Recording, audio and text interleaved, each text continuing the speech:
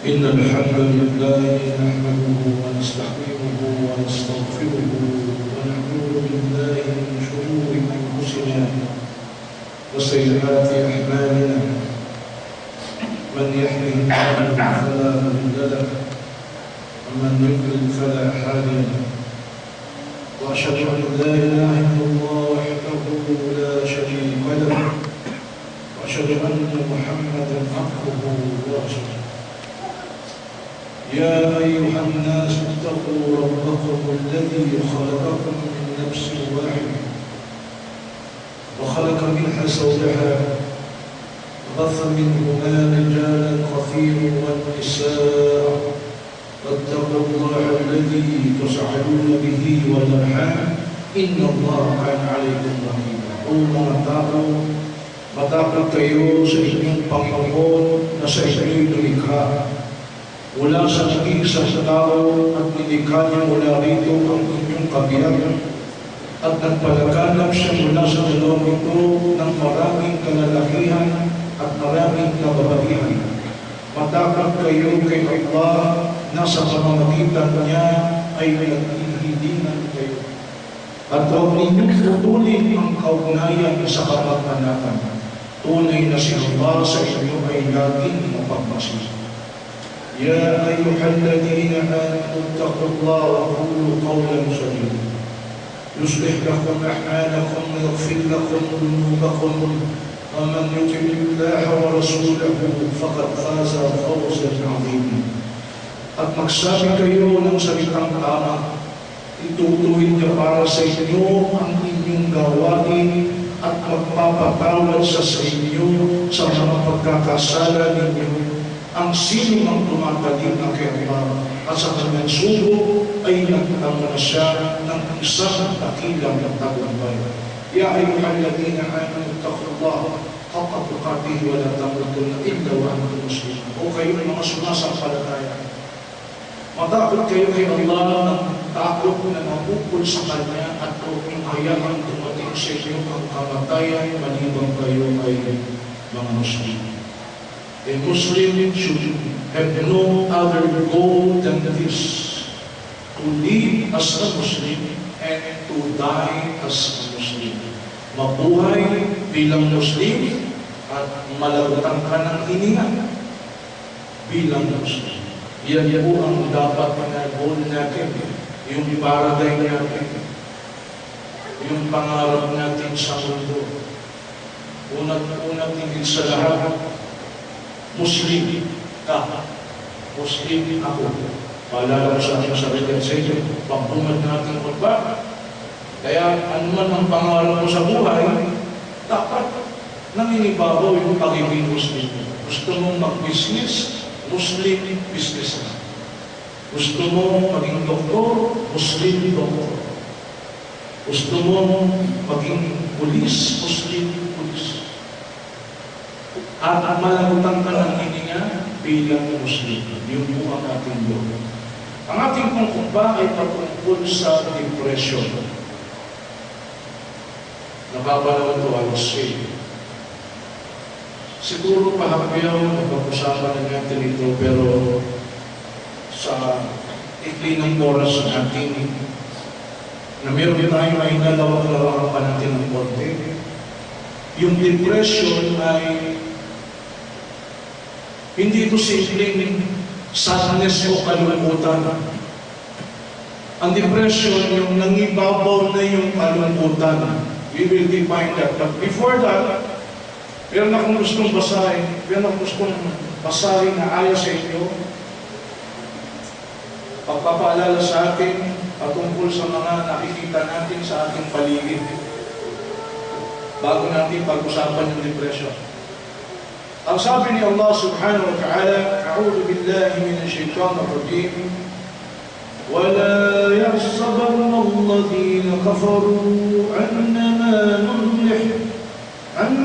نُمْلِي لَهُمْ خَيْرٌ لِأَنفُسِهِمْ إِنَّمَا نُمْلِي لَهُمْ لِيَزْدَادُوا إِثْمًا وَلَهُمْ عَذَابٌ مُحِينٌ. And let not those who disbelieve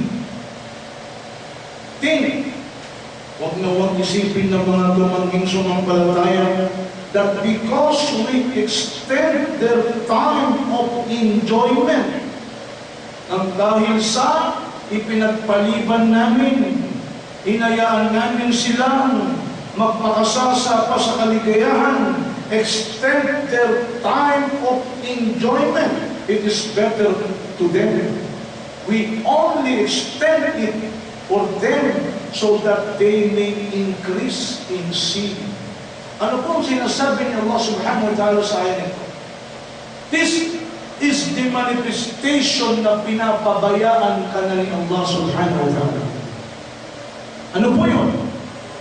Kapag ikaw nag-i-enjoy ka na sa paggawa ng kasamaan, huwag mong isipin biyaya sa iyo ni Allah subhanahu wa ta'ala.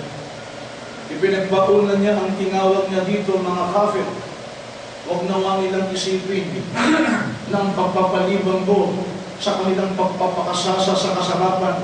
Gumagawa ng haram, araw-araw gumagawa na lang ng haram, araw-araw gumagawa na lang ng kalaswaan, araw-araw gumagawa na lang ng pasanan o kalikuan. Ang sabi ni Allah, hindi yan mabuti para sa kanila. Ipinagpalibang ko yan upang sila'y magpatuloy sa paggawa ng kasamaan. Pero palang ganito, na kapag ikaw pala nag-enjoy ka na sa kasamaang ginagawa mo, ito'y manifestation na pinapabayaan ka na ni Allah subhanahu wa ta'ala. Kaya magalak ka bilang mananampalataya. Sa alin? Mga pagkakataong hindi binibigay sa iyo ni Allah para makagawa ka ng kasama. Mabuti pa wala ka ng pera. Kasi nung may pera ka, wala ka namang ginawa, kundi mag-beer house lang, mag-disco. Tapos pag wala kang pera, dumadaing ka, mabuti pa wala ka nalang pera. Kasi kung may pera ka, wala rin eh. Wala kang pakialam sa dawa, wala kang pakialam sa zakat, wala kang pakialam sa zakat. Ang pakialam mo lang kung sarili mo. Kasi mananampalataya ka. Naniniwala ka sa la ilaha illallah. Kaya huwag kang magtaka kung ipinagdadamot sa inyo Allah subhanahu wa ta'ala ang ibang bagay kasi iniingatan ka niya. Bakit? Sapagkat ang mga tumangking sumampalataya, pinabayaan niya na. Saan? Sa paggawa ng kasamaan araw-araw ng kanilang buhay. Yan ang tatandaan po natin. May ganito palang klaseng pagpapabaya na atin naman nakikita. Ano ang depression, mga kapatid? Malalim ito. Alam nyo ba, dito pala sa mundo, ayon sa World Health Organization, sa bawat 5 babae, ang isa ay nagsasuffer sa depression. Mas madali silang ma-depression. At sa bawat 10 lalaki, ang isa ay nagsasuffer ng depression sa buong mundo. Madami ito. Hindi ito biro. Sa Amerika, 21% ng kababaihan ay nagsasuffer ng depression. At 12% naman ng lalaki sa Amerika ay nagsasuffer din ng depression. Ano yung depression? Ito yung labis na kalungkutan. Nanalamig na sa iyo yung kalungkutan. So intense. Intense sadness. Including feeling. Pati pakiramdam mo. Helpless. Hopeless. Worthless. Lasts for many days, 2 weeks. Yung labis na kalungkutan mo, iba kasi yung may nangyari, nalungkot ka. Tapos na. Di ba? Nasa daan ka, na-traffic ka, hindi ka umabot doon sa interview sa trabaho mo, nalungkot ka. Tapos na yun. The following day, okay na.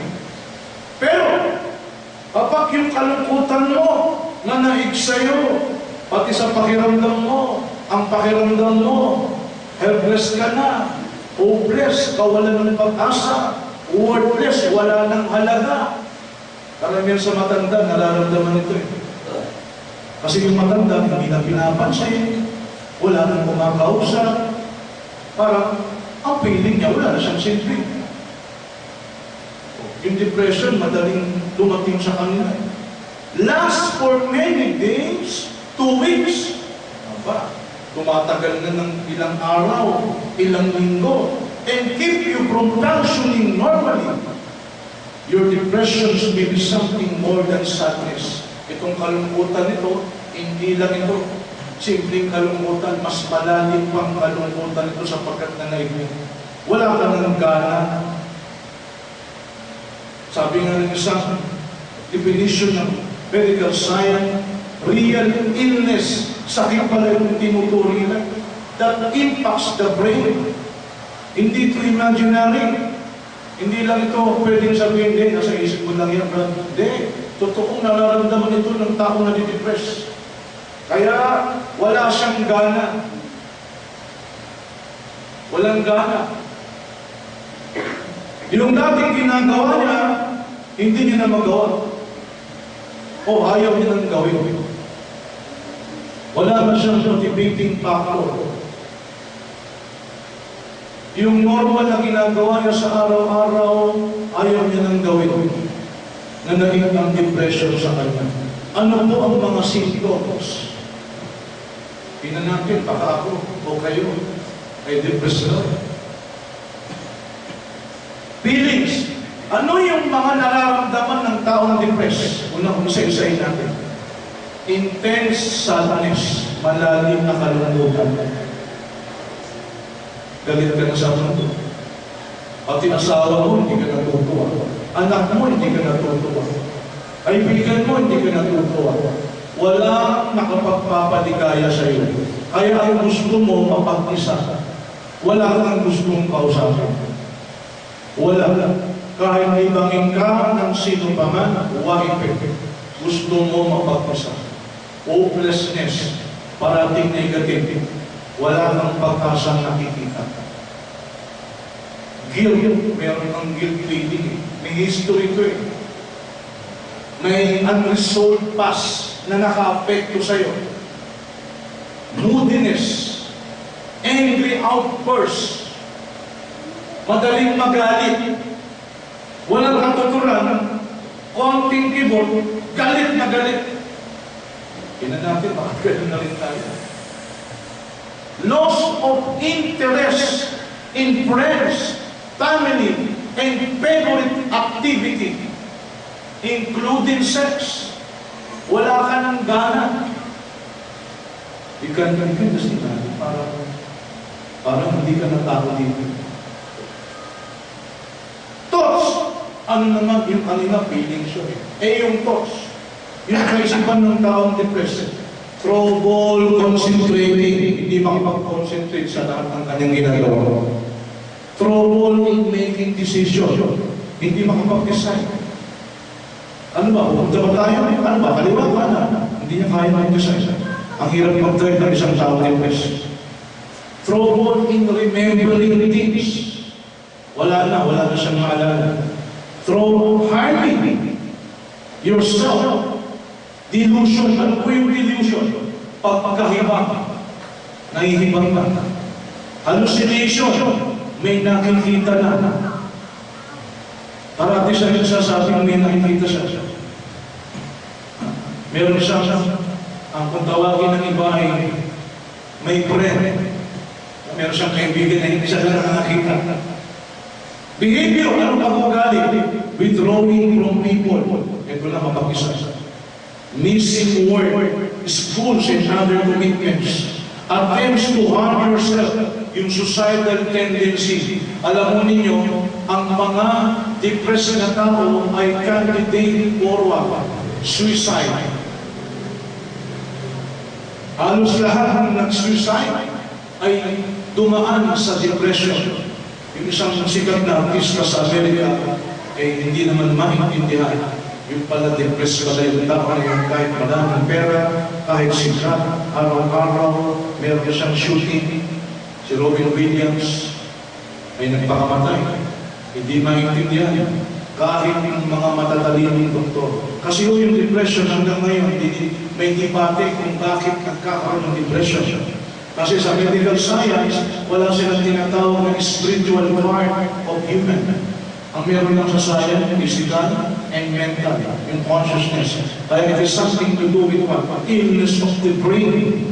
Kulang ka sa dopamine. Yung dopamine is nagsisecret ng sa hormones mo, brain hormones mo, para ikaw ay lumigaya, ma-excite, ma-motivate. Kaya bibigyan ka ngayon millions of millions na pera ang nagagastos ng medical science para gamutin ang depression. Iinom ka ng tablets para masikrit ng brain hormones mo, yung tinatawag na dopamine, para daw lumigaya ka, mawala ka sa kalungkutan, and yet, why nagpapakamatay pa rin ang marami. Alhamdulillah, ito'y nangyayari sa Western world, at kung meron na sa Muslim world, ay napakaligid.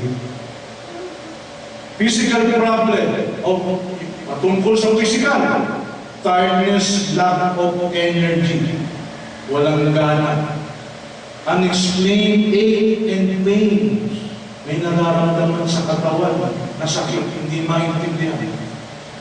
Changes in appetite, weight loss, weight gain, changes in sleep, napakahabang tulog, wala namang dahilan, napakaiksi ng tulog, wala namang dahilan. I would say, hindi naman siguro kung guilty. Yes, may times na mahaba ang tulog, peksi ang tulog natin, or late na tayo matulog because ang reason is we are reading books a lot. Pero kung ikaw, hindi ka makatulog sa walang dahilan, ang dahilan mo dahil iniisip mo wala na, you're worthless, you're nothing. Tapos, meron naman, sobrang haba ng tulog. Why? Kasi walang kagana-gana, sluggish. Ito yung mga symptoms ng depression. Kaya, alhamdulillah, tinuruan tayo ng Rasulullah sallallahu alaihi wasallam na kanyang sinabi, sino man ang magdua nito, whoever was afflicted with grief and distress and depressions, and says this dua, Allah will remove his grief and will change his sorrow. Papalitan ni Allah ang kanyang kapigatian, ang kanyang kalungkutan, ang kanyang depressions, ang kanyang labis na kalungkutan. Kasi yung grief, dalam natin, madaling-daling yun eh. Masakit yun eh. Hindi lang simpleng lungkot yun. Allah will remove his grief and will change his sorrow. Ang sabi sa atin, tinuruan tayo ng dua, Allahumma inni abduka wa ibn abdik, abdu amatik, wa nasiyatik biyadik, madin fiya hummuk, adlun fiya qadawuk, أسألك بكل اسم هو لك سميت به نفسك أو أنزلته في كتابك أو علمت أحدا من خلقك أو استأثرت به بعلم الغيب عندك أن تجعل القرآن ربيع قلبي ونور صدري وجلاء حزني وذهاب همي. Now sabi Ibn Qayyim, to summarize this dua sa kanyang librong Al-Fawaid, O Allah, I am your slave. Itong ilalaman ng dua. O Allah, ako ay iyong alipin. You are the one who owns me. I am not a slave of Amwal. I am not a slave of anyone. I am not a slave of anybody. I am not a slave of someone who is like me, katulad ko rin, na also a slave. Hindi ako alipin na isang sino pa man, na katulad ko rin naman, alipin tulad ko. Na wala rin kakaya. Ganitong buhay ng tao. Sometimes, Ang ginagawa natin sa mundo is to please someone or to please somebody. And to that, we are what? Nagiging slave na rin tayo. That's why, once we said this dua to Allah, I am your slave, then you are free. Lumalaya ka sa kanino pa man o ano pa man.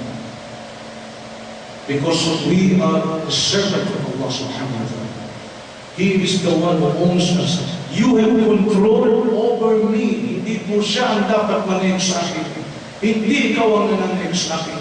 Hindi ang sistema ang nananayag sa akin. Ikaw, Allah, ang nananayag sa akin. Your judgment is executed on me. And your decree on me is just. The forlap, yung forlap, ay tinatranslate or nakahulugan ng forlap yung noon. Usually, yung kaisipan. Kahit yung kaisipan natin, hawak din ni Allah subhanahu wa ta'ala. Siya din ang may bitagay ng ating kaisipan. Kaya, anuman ang meron ako ngayon, ito ay just. Tinatanggap ko po yan. Your decree on me is just. I ask you by which name of yours, nanawagan ako sa iyo, O Allah, sa lahat ng pangalan ipinangalan mo sa iyo sa sarili. Ang mga dakila at pinakamagandang pangalan. In other words, sa iyo ako humihiling, O Allah. Sa pangalan mo, not of anyone.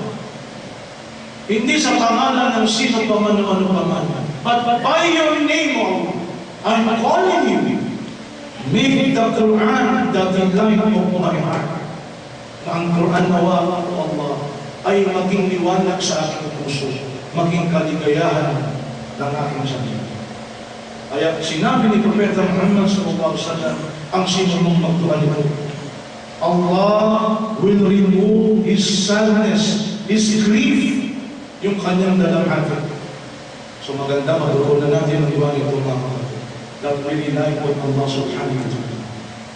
Kaya, ipinagpauna sa atin na sinabi ni Allah subhanahu wa ta'ala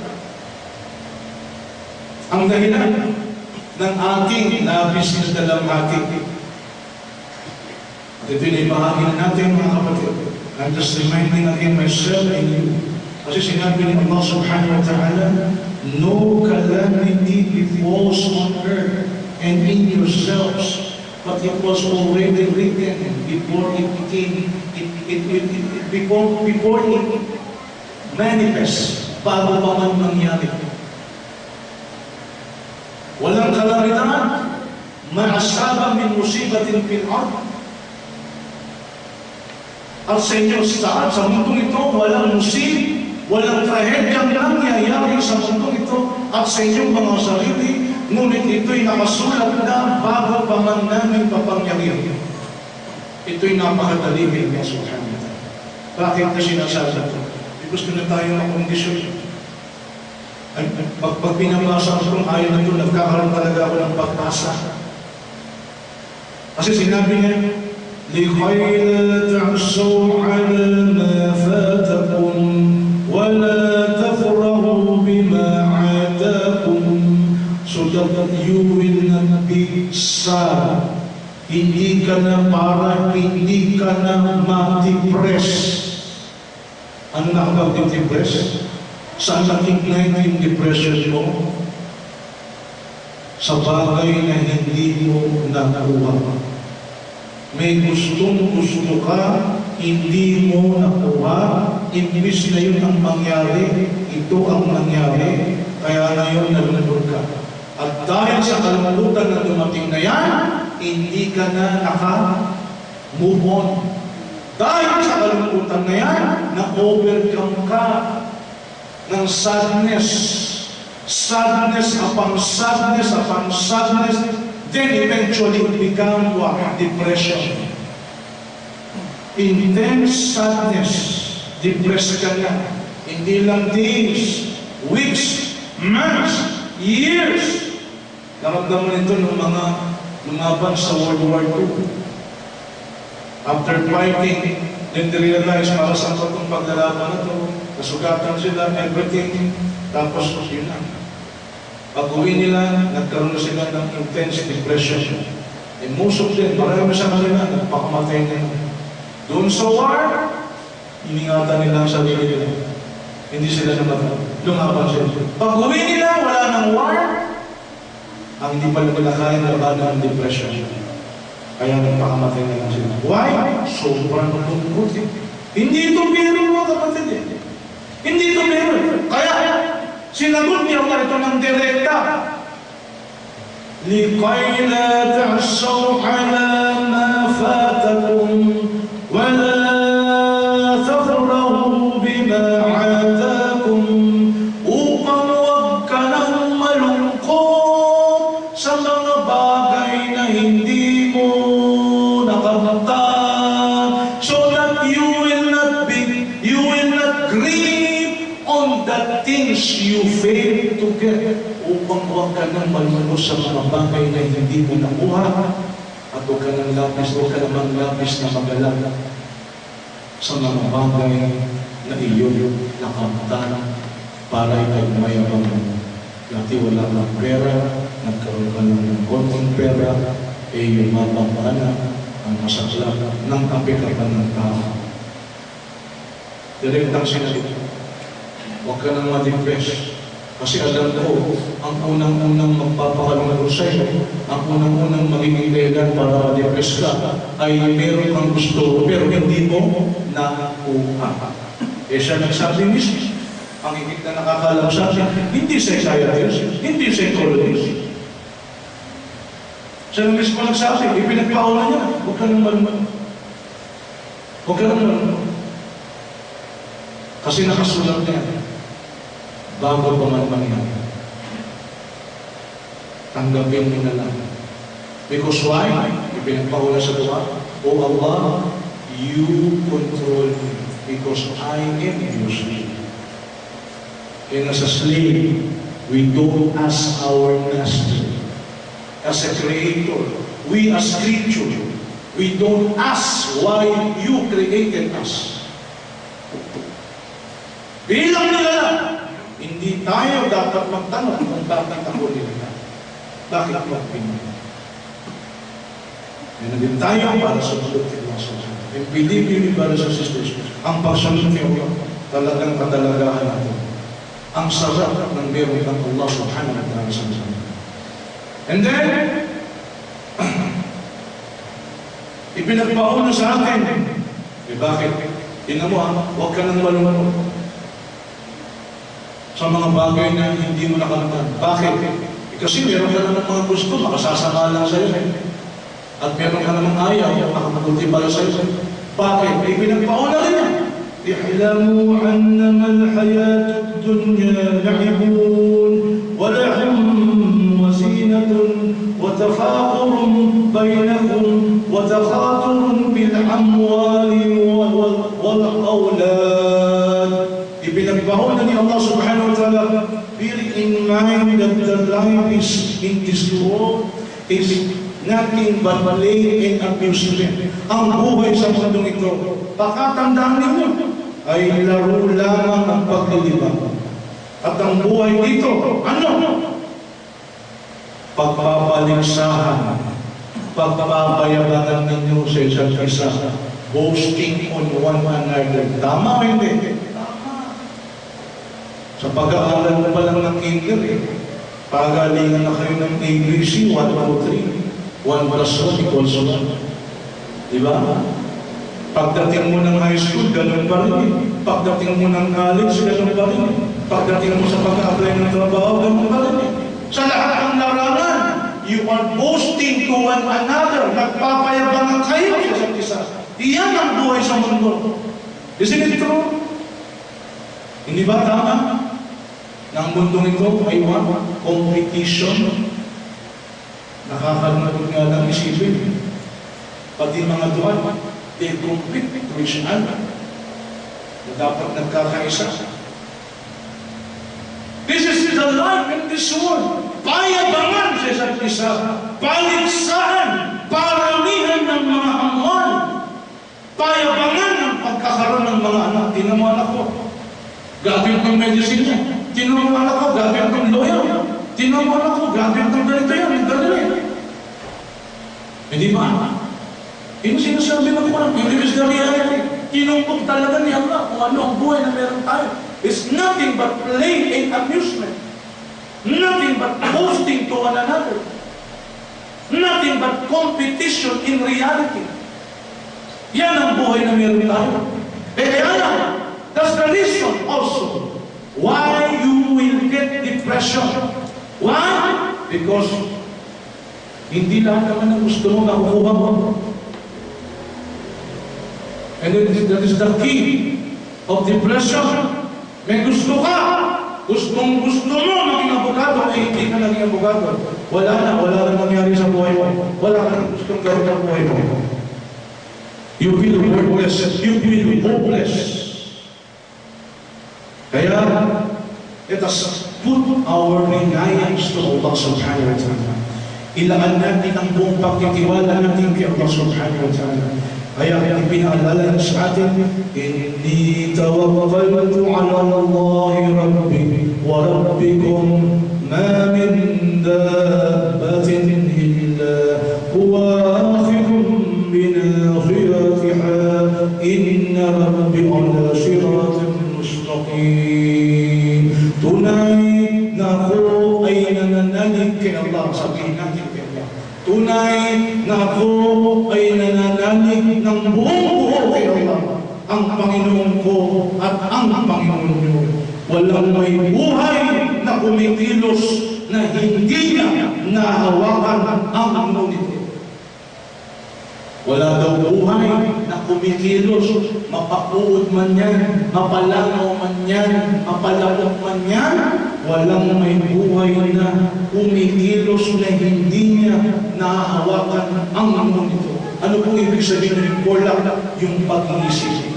Ibig sabihin, He knows what you are thinking. He holds your forlak. Tunay ng aking Panginoon ay nasa tuwid na daanan o landasan. Kaya, ipinayo din sa atin, Ud'u rabbakum fadarru'an wa khufiyya innahu la yuhibbul mu'tadin. Manalangin kayo sa inyong Panginoon ng may pagpapakumbaba at ng palihim.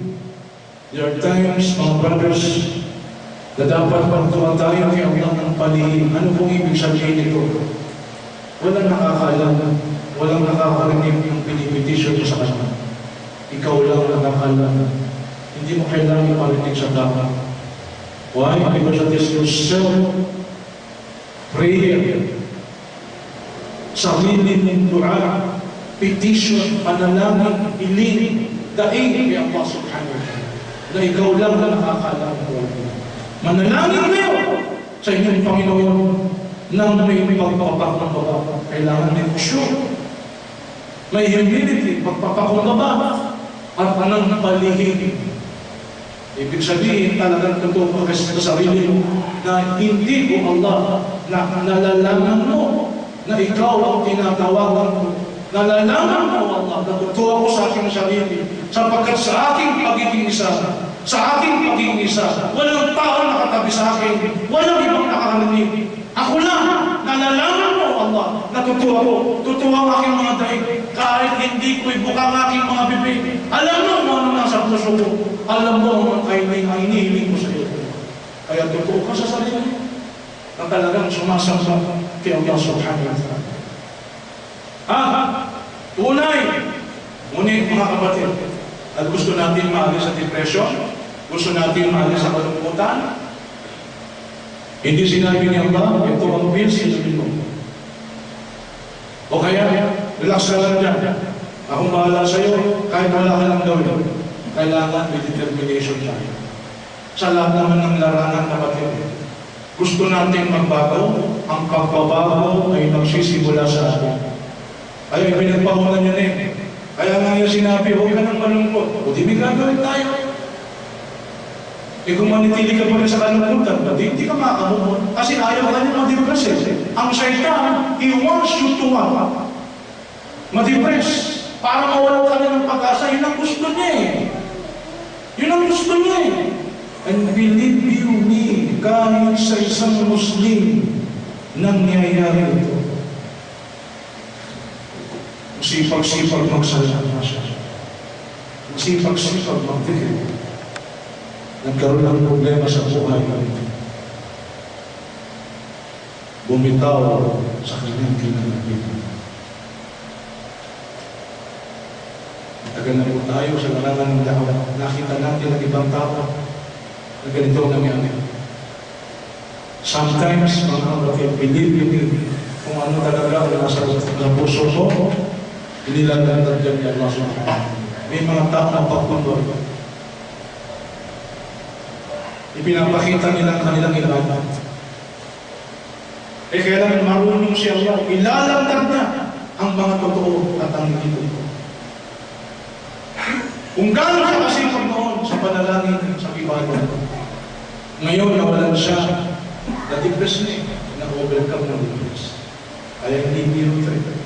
Kaya ipinagpauna ni Allah, Inna Allah la yukhayyiru ma biqawmin hatta yukhayyiru ma bi anfusihim. Tunay na si Allah ay hindi magbabago sa anumang nasa mga tao. Let me repeat it again, brothers and sisters. Tunay na si Allah ay hindi magbabago sa anumang nasa mga tao, malibang binago nila ang nasa mga sarili nila.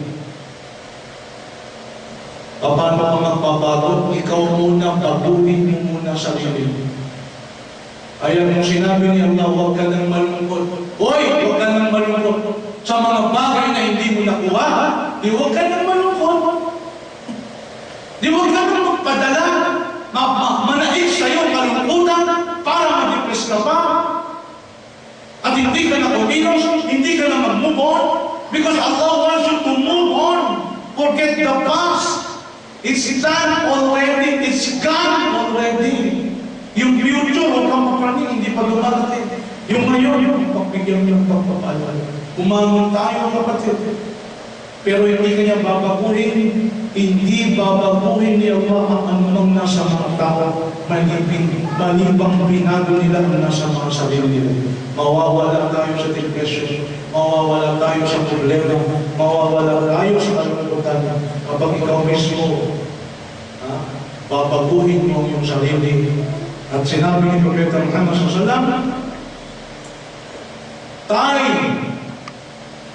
your camels and rely to Allah subhanahu wa ta'ala. Nakita niya isang balon, yung isang camel, binitawan lang niya, hindi tinalo. Sabi ng Propeta Muhammad SAW, bakit hindi mo tinali yung camel? Ang sabi ng isang balon, ako nagtitiwala kay Allah na hindi mawawala ang aking camel. Mali. Itali mo ang iyong camel kung hindi kayo magtiwala kay Allah subhanahu wa ta'ala. In other words, you have to exert efforts. Kaya sinabi ni Allah subhanahu wa ta'ala, when you have taken a decision, nag-decide ka na, nag-decision ka na, put your trust in Allah. Kapag ikaw ngayon ay nag-decision na sa iyong sarili, ilaan mo na ang iyong buong pagtitiwala kay Allah subhanahu wa ta'ala. At pag sinabi nilaan mo na ang buong pagtitiwala, huwag ka nang nakitaan ang pagdududa. Yan ang sakit natin, nagdududa pa tayo. Hindi tayo nagtitiwala ng totoo. Yan ang complete reliance to Allah subhanahu wa ta'ala. When you have taken a decision, kaya kapag nagpasya ka, ay manalig ka kay Allah. Ito yung tawakkul, ito yung complete reliance to Allah, na kung saan ang lahat ng pagtitiwala mo, ang lahat ng pagtitiwala mo, ibinigay mo na kay Allah subhanahu wa ta'ala.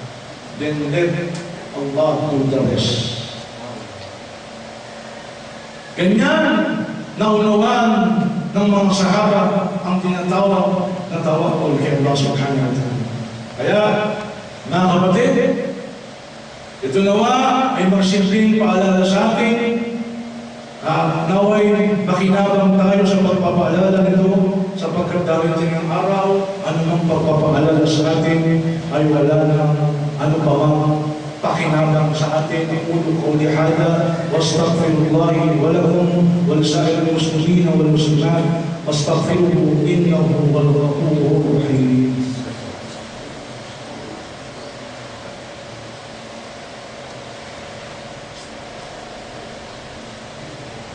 Alhamdulillah Rabbil Alamin, ang lahat ng pagpulit po sa salamat ay kay Allah ang Panginoon ng lahat ng nilalang.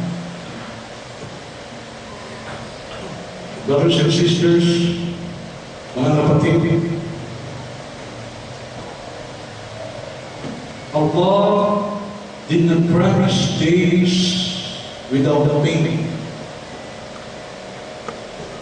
Hindi kailanman nangako sa atin si Allah na may mga araw o ang araw ay nilipas sa atin na hindi tayo nakakaranas na kalungkutan. Allah did not promise days without pain. Allah did not promise us laughter without sorrow. Allah did not give us rain, sun without rain.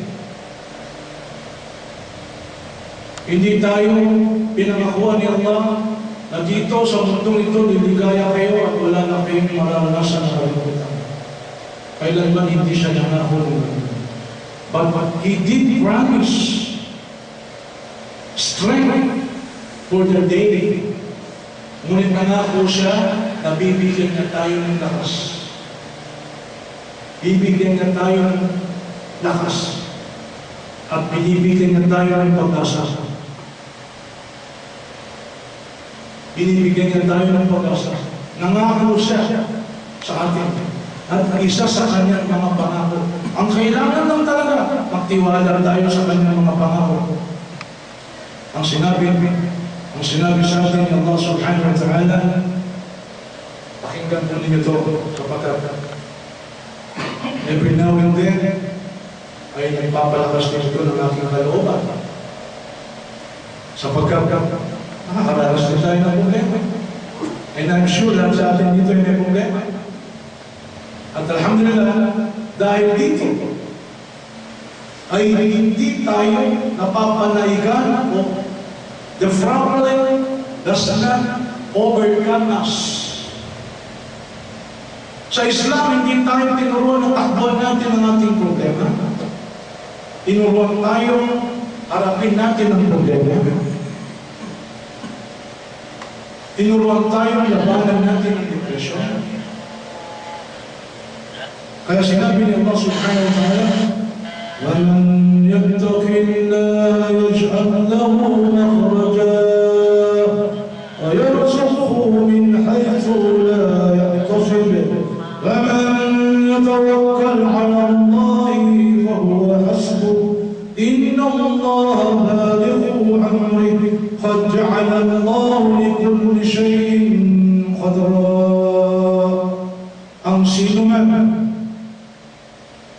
Ang sino mang manghilad ng kasala kay Allah, gagawa siya para sa Kanya ng isang malalabasan sa kagipitan. Let me read it again. Ang sino mang manghilad ng kasala, ang sino mang may takot kay Allah, gagawa siya, si Allah subhanahu wa ta'ala, para sa Kanya, para sa atin, ng isang malalabasan sa kagipitan. To get you out from every difficulty. Anong difficulty ang tinuturing dito?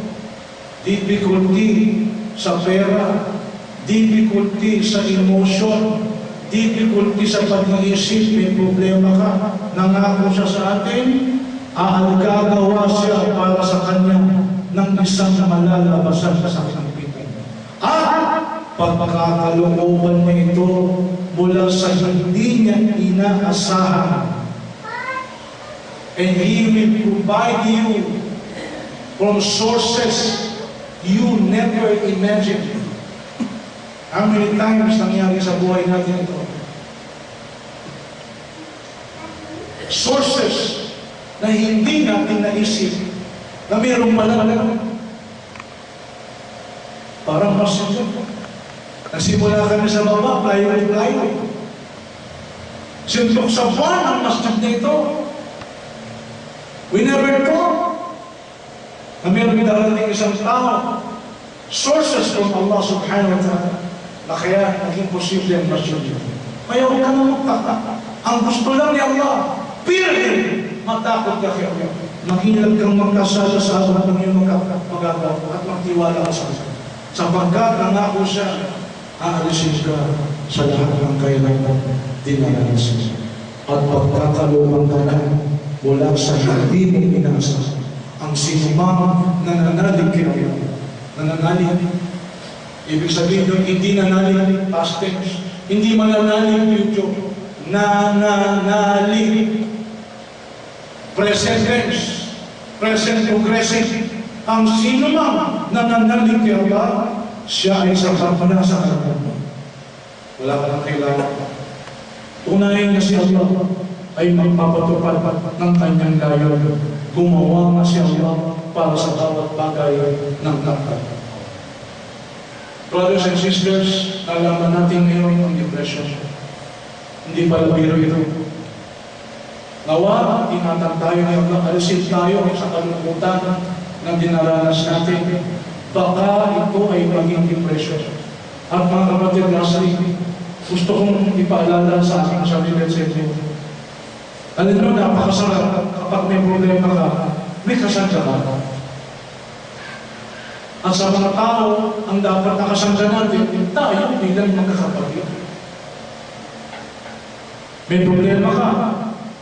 How I wish sa lugar na ito, itong wish natin sa jamaah natin. May problema ka. Pupunta ka rito sa masjid na ito, sa jamaah dito. Sapagkat alam mo, nandito yung mga positive mental attitude na tao. Nandito yung mga tao na hindi kasi sinisisi sa nagawa mong mali. Kasi hindi natin kailangan yung ganun tao. Ang gusto natin yung nakakaunawa sa sitwasyon natin ngayon. Hindi yung sisipa tayo. Nagawa na natin sisipa pa ako. Ang kailangan natin, yung marunong makinig sa atin. Ang kailangan natin, dumarami sa atin.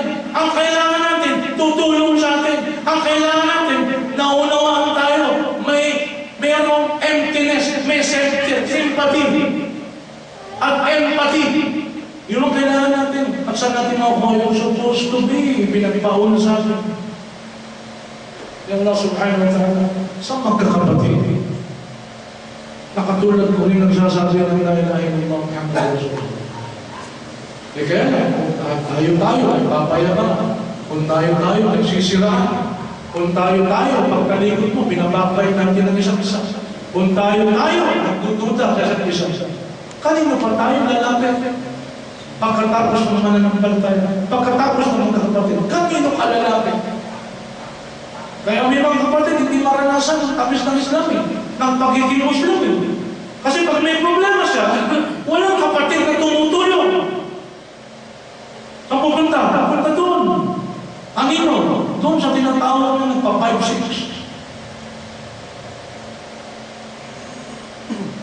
Sino nakikinig? Pupunta doon. Saan? Doon sa mga barkada na nag-iinuman. Tara pare, kalimutan mo yung problema mo.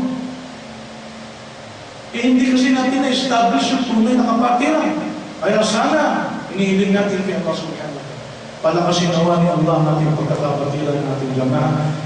Dito sa Masjid al-Quran, yan ang layunin natin mga kapatid. Inna Allah wa malaikatahu yusalluna 'alan nabi. Ya ayyuhalladhina amanu sallu 'alaihi wa sallimu taslima. Tunay na si Allah at ang kanyang mga anghel ay nagpapala sa propeta o mga sumasampalataya. Dumalangin kayo ng pagpapala sa kanya at lumamig kayo sa kanya ng pagpati ng kapayapaan. Wa qala rabbukum ud'uni astajib lakum. Nagsabi ng Panginoon, dumalangin kayo sa akin, tutugunin ko kayo. Rabbana, wala tahmil alayna, Rabbana taqabbal minna innaka antas samiul alim. O Allah, aming Rabb, O Allah, tanggapin mo ang gawang ito mula sa amin. Tunay na ikaw ang nakaririnig, ang nakakalam. Rabbana ighfir lana dhunubana wasrafana وفي أمرنا وثبت أقدامنا وانصرنا على القوم الكافرين. آمين رب وتوالي المخبين سجن بكر أرسال آمين أرسل آمين بكر ملابس سنآمين نجاوب وسلانا pagpagin mo ang aming mga paa at tulungan mo kami laban sa mga tumamangin sa kapagkaya. Rabbana wala tahmil alayna isra kama hamaltahu ala alladhina min qablina. Rabbana wala tuhammilna ma la taqata lana bih wa'fu 'anna waghfir lana warhamna anta mawlana fansurna 'ala al-qawmi al-kafirin. Huwag mo kaming papanagutin kung kami man ay nagkamali o kami man ay nakalimot. O aming Rabb, huwag kang magpapalo sa amin ng isang pabigat na gaya ng ibinigay mo sa amin, nauna sa amin. O aming Rabb, huwag mo kami pagpasanin na anumang hindi namin kaya ng pasanin. Magpaumanin ka sa amin, magpatawad ka sa amin, at maawa ka sa amin. Ikaw ay ang aming tagatangkilik, kaya yagyan mo kami laban sa mga taong tumangking sumampalataya. O Allah, aming pinagpapasalamat ang mga pagpapala at mga biyaya na aming nakakamtan sa araw-araw. O Allah, patuloy mo kami puusan sa mga pagpapala at mga biyaya sapagkat wala po makapagbibigay nito at kami po'y umaasa lamang sa iyo. Ingatan mo kami palagi sa bawat sandali, sa bawat sakit, sa bawat isang mata. Ikaw po ang pinagpilinan ng aming mga mahal sa buhay. Ingatan mo kami, ilayo mo kami sa anumang disgrasya, sa anumang sakuna, sa anumang aksidente, sa anumang masamang tangka, masamang isipan ng tao na maaaring makapinsala sa akin. Patawarin mo kami, Allah, sa aming mga kasalanan. Patawarin mo kami sa aming mga pagkakamali. O Allah, palakasin po ninyo ang kapatiran ng Masjid al-Quran. Palakasin po ninyo ang aming jamaah. Ilagay mo sa aming puso ang pagmamahalan bilang magkakapatid. O Allah, palakasin po ninyo ang aming da'wa. Ipaitulog mo na mailigtas po namin ang mga mahal namin sa buhay. Mailigtas po namin, makapagligtas po kami ng maraming kaluluwa. Umagdubay ka sa pamamagitan po namin. Magligtas ka ng maraming kaluluwa sa pamamagitan po namin. Rabbana atina fid dunya hasanatan wa fil akhirati hasanatan wa qina adhaban nar. Wa amin rabbika kami sa mundo ng mabuti at sa kabilang buhay ng mabuti at ipagsanggalan mo kami, iligtas mo kami laban sa naglalagablag na impyerno na apoy. Subhana rabbika rabbil izzati amma yasifun, salamun alal mursalin walhamdulillahi rabbil alamin. Wa aqimus salata inna salata tanha 'anil fahsya'i wal munkar.